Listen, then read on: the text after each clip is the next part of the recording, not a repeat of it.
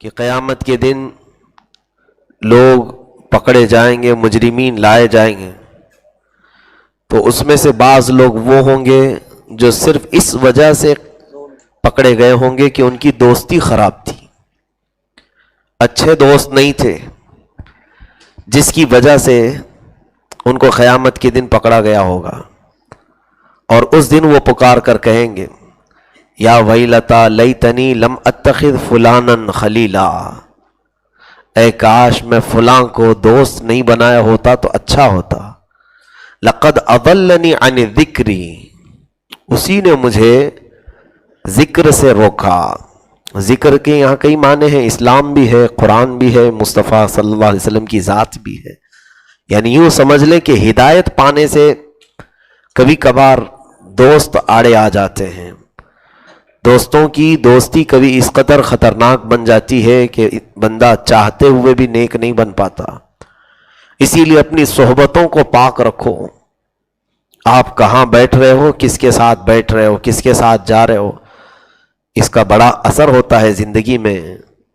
رسول کریم صلی اللہ تعالی علیہ وسلم نے ارشاد فرمایا ہے کہ اچھے اور برے کے ساتھ بیٹھنے کی مثال ایسی ہے، برے انسان کے ساتھ بیٹھنا ایسا ہی ہے جیسے کوئلے کی دکان میں جا کر آنا، کہ آپ اگرچہ وہاں کام نہ کیے ہوں لیکن کوئلے کی کالک آپ کے کپڑوں پر لگ جاتی ہے۔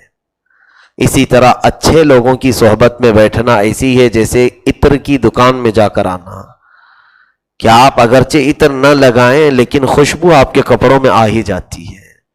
بزرگوں کی اور صالحین کی صحبت کا یہی اثر ہوتا ہے کہ ان کی محفلوں سے دل پاک ہوتے ہیں، ان کی محفلوں میں حیا بڑھ جاتی ہے، ایمان اور مزید بڑھتا ہے۔ لیکن اسی طرح بدکار اور فحش قسم کے لوگوں کے ساتھ بیٹھنے سے ایمان میں کمی آتی ہے، آنکھوں کی حیا ختم ہونے لگتی ہے اور زبان غلیظ ہونا شروع ہوتی ہے۔ ہم نے کئی لوگوں کو دیکھا، پہلے وہ بڑے باادب رہتے تھے، بڑے باتمیز ہوا کرتے تھے اخلاق کے ساتھ، لیکن جہاں ان کی سنگت چند برے لوگوں کے ساتھ ہوئی، زبان اچانک چینج نظر آتی ہے، بولنے کے طور طریقے بدل جاتے ہیں۔ یہ ہوتا ہے کہ جب آپ کسی کے ساتھ زیادہ بیٹھنے لگیں تو اس کی تمام چیزیں آپ کے اندر آنے لگ جاتی ہیں اور آپ کو احساس بھی نہیں ہو پاتا، آپ ڈھلنے لگ جاتے ہیں۔ اسی طرح اچھوں کے ساتھ بیٹھنے کا بھی یہی معاملہ ہے کہ جب اچھوں کی محفل میں بیٹھنے لگتے ہیں تو پھر بار بار آپ کی زبان پر اللہ اور اس کے رسول کی باتیں آنے لگ جاتی ہیں، زبان پاک ہوتی ہے۔ تو ایک بات یاد رکھیں، قیامت کے دن پچھتانے سے بہتر ہے کہ یہیں اپنی صحبتیں پاک کر لیں۔ ظاہر سی بات ہے، ہم کسی کوڑے کرکٹ میں نہیں بیٹھتے، غلیظ چیز جہاں پڑی ہو وہاں پر ہم بیٹھنا پسند نہیں کرتے۔ تو پھر جن لوگوں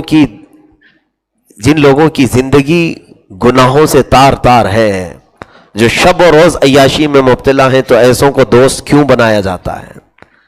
ایسوں کو دوست نہ بنائیں، پناہ مانگیں اللہ کی بارگاہ میں۔ رب تبارک و تعالیٰ ایسی بری صحبتوں سے ہم سب کو، ہماری اولاد کو محفوظ رکھے۔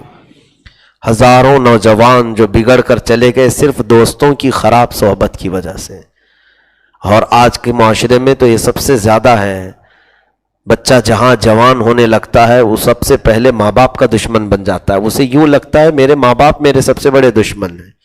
پھر وہ علماء کا دشمن ہوتا ہے، جو اسے اچھائی اصلاح کی بات کرے وہ اس کا دشمن لگنے لگتا ہے۔ اور اسے سب سے زیادہ عزیز کون لگتے ہیں؟ وہی دوست جو عیاشی کر رہے ہیں، آوارہ گردی کر رہے ہیں اور شہوت کی باتیں کر رہے ہیں۔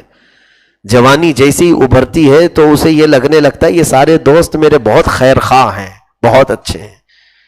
وہ نادانی ہے اس نوجوان کی، یہ تیرے خیر خواہ نہیں، تجھے زہر پلا رہے ہیں، تجھے زہر پلا رہے ہیں، اور تیرے ماں باپ ان سے روک کر کے تجھے اصلاح کی کوشش کر رہے ہیں۔ اور پھر ایک دن ایسا ہوگا کہ اگر تم ان بدمعاش اور اوباش قسم کی دوستیوں کو اپنے لیے بہتر سمجھتے ہو تو پھر پکارو ان کو کہ تمہارے جنازوں کے ساتھ تمہاری قبر میں ہی آ جائیں۔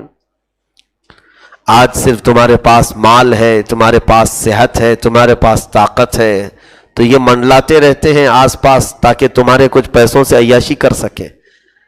یہ سب نعمتیں جس دن زائل ہو جائیں تو دیکھنا دوستوں کی فہرست بھی چھٹ جائے گی، اکا دکا باقی رہ جائے گا۔ مال کے دوستی بنتی ہے، طاقت کی دوستی بنتی ہے، ذات سے جو دوستی کرتے ہیں وہ بہت کم لوگ ہوتے ہیں، وہ مخلصین ہیں، ان دوستوں سے کوئی تکلیف نہیں ہے۔ لیکن جو عیش کرنے کے لیے اور خرابیوں کے لیے دوستی یاری ہوتی ہے، ان لوگوں سے میری گزارش ہے پھر ان سے یہ بھی کہہ دینا کہ میں جس دن قبرستان جاؤں تم بھی میری قبر میں آ جانا، شاید دنیا کا کوئی دوست تمہاری قبر میں آ کر بیٹھے گا۔ نہیں میرے عزیزو، اس قبر میں اگر کوئی ذات آتی ہے تو وہ محمد رسول اللہ صلی اللہ علیہ وسلم۔ کیوں نہ ہم دنیا میں ان سے دل لگا لیں، کیوں نہ ہم رسول کریم صلی اللہ علیہ وسلم سے محبت کر لیں۔ تو بہرحال یہ قیامت کے معاملات اس کو یہاں پہلے ہی بتا دیا جا رہا ہے کہ پچھتاوا نہ ہو تمہیں کہ قیامت کے دن فلاں کی دوستی مجھے جہنم میں لے جانے کا سبب بن گئی، فلاں کی یاری مجھے یہاں پر مجرمین میں کھڑا کر دی۔ تو یہ تمام پچھتاوا آنے سے پہلے ہی اپنی صحبتیں پاک کر لیں۔